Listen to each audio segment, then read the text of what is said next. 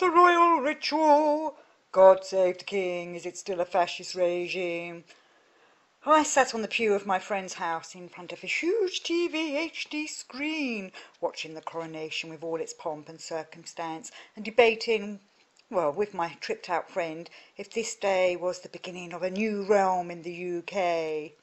The coronation was held on the 6th of May 2023, and for those who like sacred geometry and numerological meanings and countdown, it's quite a significant date if you add up all the numbers. They come to 18, which comes to, when you put the 1 and 8 together, number 9, the last digit of the cardinal numbers, thus representing the end of a cycle and the transformation into a new one. From an astrological point of view, it was true Beltane, which naturally falls on the full moon of May, which was also significant because there was a lunar eclipse that occurred that night of the 5th to the 6th of May. Not that it was performed by the king and country, not that that eclipse could be seen by us in the UK, could only be seen far, far away. And then, of course, there was the Stone of Scone that many royal backsides have sat upon, though Charles III sat on it over his old throne. My friend had dropped acid before the proceedings, but he saw the whole show in a different way to me. And when I think about it, the whole country was under a spell that day. The rites were laying, the ritual performed, the sacred and the profane watched, feeding it with intensity. At one point my friend screamed, a frightened scream, "Did you see death?" I hadn't and wasn't sure what he meant. Had somebody died live on TV?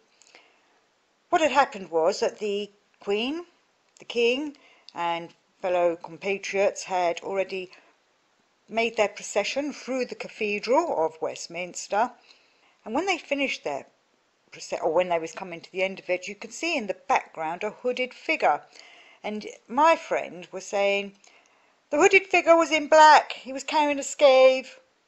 He crossed the corridor after the procession, and my friend was excited, frightened and freaking out. I must have blinked because I actually missed that bit. Though, obviously, my friend was on acid, and so I'm pretty sure he imagined it until the next day, and there it was on social media. There was a clip of a hooded figure crossing the apse of the church after the royal procession had passed. Who was he? I had a good look. He looked like a monk. He was clothed in brown. He did seem to be carrying some kind of regalia in a stick or rod, but it wasn't a scythe, or however you want to say it.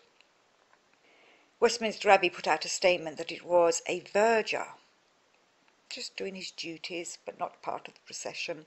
But he did look like if he was hurrying off somewhere. And he did look like he was cutting off the procession from its old path, which I kind of feel is a bit significant. So all this pomp, circumstance and ritual, this whole day was about that. Eagle-eyed, I looked out for all religious, magical and ancient symbolism, and we were given it. Royal family subtly promotes that. Most of the general public don't see, and those with eyes to see read a lot into it. The king was given his ceremonial sword to wield power and cat away. The king was given his orb to represent this world, our world, that is ruled over by the divine. The king was given his sceptre to remind him of his priestly duties, and with all his magical instruments he is set to rule the land, but he needs to be anointed. In days of old the king would go out into the land and have a tommy tank with the earth as his lovely lady bride. With this action and the scattering of his seed into the land, he'd be wed to the land. This makes his relationship with the land, connects him to the earth, the plant life, the native life, the natural life, that he rules as Lord over all. We don't get to see that or know if he did that in private. We didn't get to see his anointing in the cathedral either. Screens were brought and that sacred ointment of oil was rubbed all over him. I presume, I don't know, I wasn't there to see it. A holy oil to anoint a king that could not be seen by the profane eyes of the public.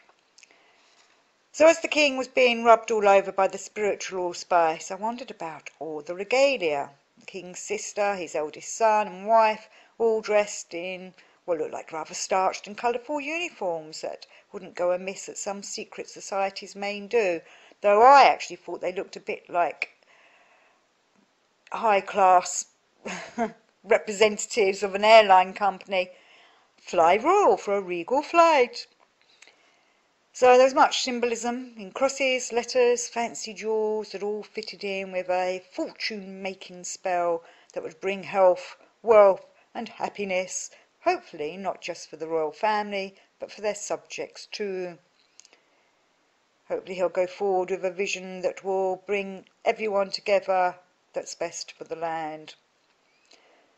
So I doff my hat to the King and the Queen, and I hope they recognise their roles and accept them graciously.